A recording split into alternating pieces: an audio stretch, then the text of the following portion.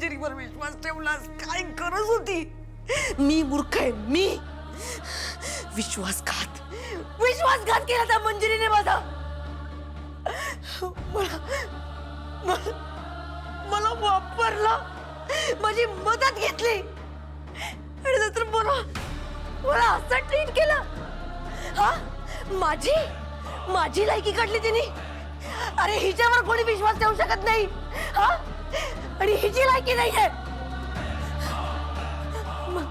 विश्वासघात केला माया. का का का का का का तिच्यावर विश्वास ठेवलास? का त्याच्यावर विश्वास ठेवलास? माझी चूक आहे. तर आय ट्रस्टेड हर. सगळं खराब करून टाकलं मी. विश्वासघात केला तरी माझा. माया, काय ग? सासूबाई, मला तुम्हाला खूप महत्वाचं काहीतरी सांगायचंय. बोल, काय सांगायचं? मी यांना सांगू की नको? ह्यांच्यावर तरी विश्वास ठेवायचा का? माया, अगं बोल ना, काय सांगायचंय तुला? एक मिनिट, तुला मंजिरी बद्दल काही सांगायचंय का? तिच्याबद्दल तुला काही कळलंय का? हा, हे बघ, जे असेल ना ते खरं खरं काय ते सांग. हा, मला खरं तर काहीतरी गडबड वाटतच होती. तू परवा बॅग भरत होतीस ना, तेव्हाच संशय आला होता मला. अगं बोल ना. मंजिरी जशी दिसते तशी नाहीये. ती एक विश्वासघात करणारी बाई आहे. ती खूप डेंजरस आहे. ती जशी आपल्या सगळ्यांना दिसते ना, तशी ती नाहीये.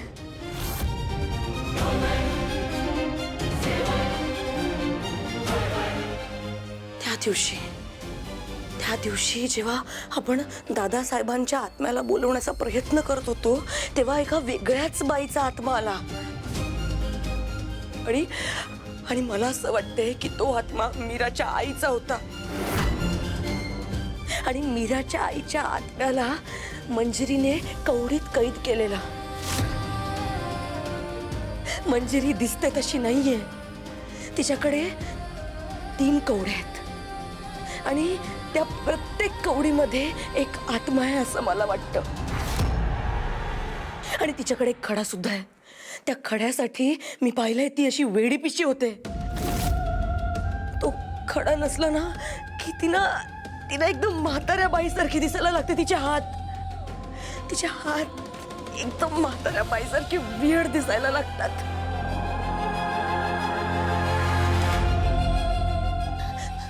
यु नो, मीच तिला मदत केली तो खडा शोधण्यासाठी. कारण मीराने ना तो खडा नदीत फेकलेला मी स्वतःच्या डोळ्यांनी पाहिलाय. मंजिरीने नदीत उडी मारली आणि तो खडा मिळवला तिने. त्यानंतर ती परत नॉर्मल राहायला लागली है ना. ती मेकअप करायला लागली, अशी छान राहायला लागली. ते दादासाहेब स्वप्नात आले म्हणून नव्हतं, तर तिला तो खडा पुन्हा मिळालाय म्हणून होतं. त्यानंतर मीराने तिच्याकडून त्या 3 कवड्या घेतल्या आणि त्या कवड्या तिला परत मिळवायच्या होत्या. म्हणून मंजिरीने माझी मदत मागितली आणि त्याच्या मोबदल्यात तिने मला वचन दिलं की तिच्या हिश्श्याची अर्धी प्रॉपर्टी ती मला देईल. पण तिने नाही दिली. तिने माझा विश्वासघात केला. मुद्दा हा राहिला की मीराला हे जे काही घडतंय त्या सगळ्याबद्दल माहित आहे आणि मीरा तिच्या विरोधात आहे. आणि सगळ्यात महत्वाची गोष्ट,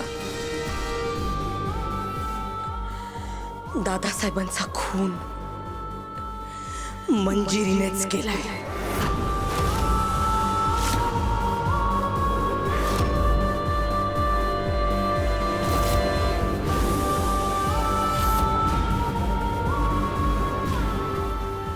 सासूबाई, हे बघा, मी माझा जीव धोक्यात घालून तुम्हाला हे सगळं सांगते. पण प्लीज आता तरी याबद्दल काहीतरी करा. अथर्वला सांगा, त्याच्यापर्यंत ना हे सगळं पोचवा. म्हणजे हे असंच्या असं नाही, पण त्याला सांगा.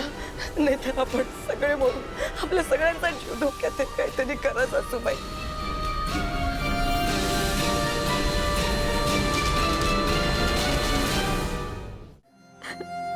आजी, माझ्याकडून खूप मोठी चूक झालीये आणि त्यामुळेच मंजिरीने आईचा आत्मा पुन्हा एकदा त्या कवडीमध्ये कैद केलाय. मी चुकले आजी, मी चुकले. मीरा, तू अगदी खरं बोलतेस. तुझी चूक झालीये. मी तुला आधीच सांगितलं होतं ना की भावनांवरती नियंत्रण ठेवता आलं पाहिजे, नाहीतर असे अनर्थ घडतात. तुला स्वतःचा स्वभाव माहिती आहे ना, मग एवढा मोठा निर्णय तू एकटीने का घेतलास? तुझी सगळ्यात मोठी चूक ही झाली की तू तुझ्या माणसांना काहीच सांगितलं नाहीस. आपल्या सोबत लढणाऱ्या व्यक्तीला प्रत्येक गोष्ट माहिती असणं गरजेचं असतं, विशेषतः अशा लढाईत जिथे प्रत्येक पाऊल जीवावर बेतू शकतं. तू अंबिकेला सगळं सांगायला हवं होतंस. कदाचित तुम्हाला यातून एखादा मार्गही सापडला असता. बरोबर आहे तुझं आजी.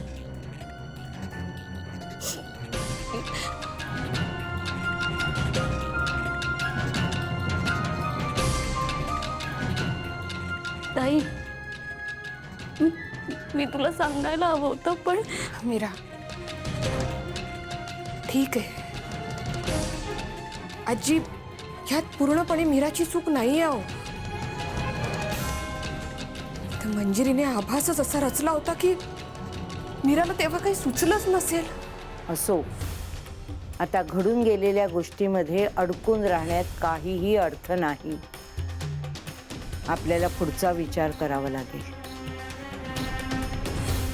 मीरा, तू कधी सापशिडी खेळलीस?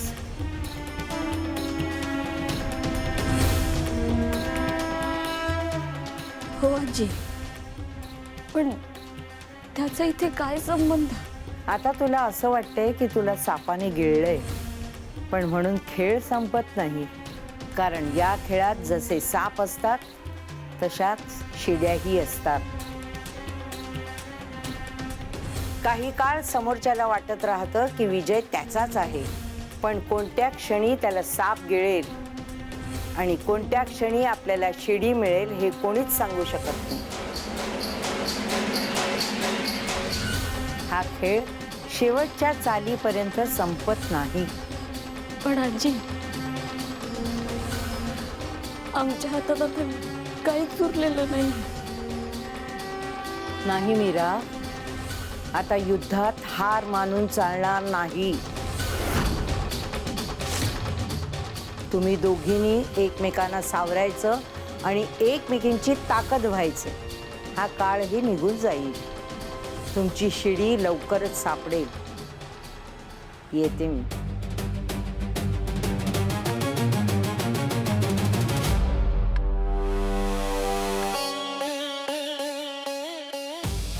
आणि एक गोष्ट लक्षात ठेवा, आई आपल्या मुलांपासनं कधीच लांब जात नाही. आई आपल्या मुलांच्या कायम जवळ असते.